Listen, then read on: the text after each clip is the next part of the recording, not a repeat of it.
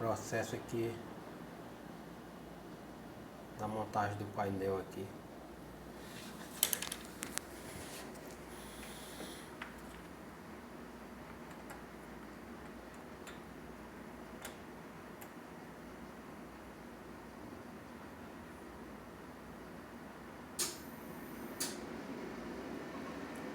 Tem que acertar bem certinho aqui. Senão não dá certo.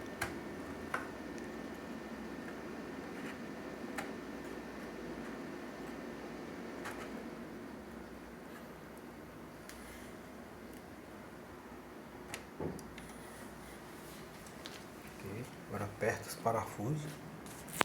Nesse caso esses caras aqui.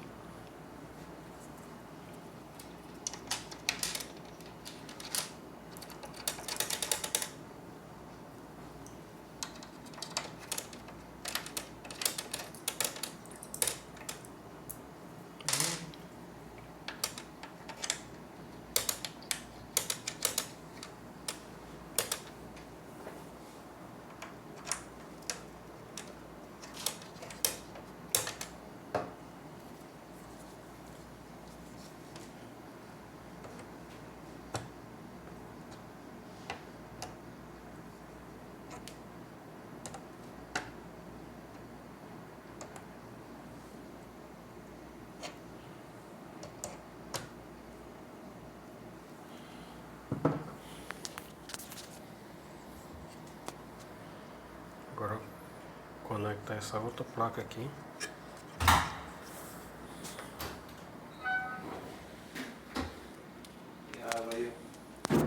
Ok.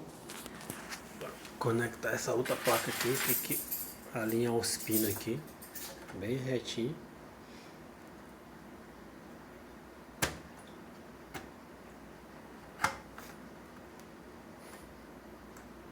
Pronto, agora é só apertar os parafusos aqui em cima.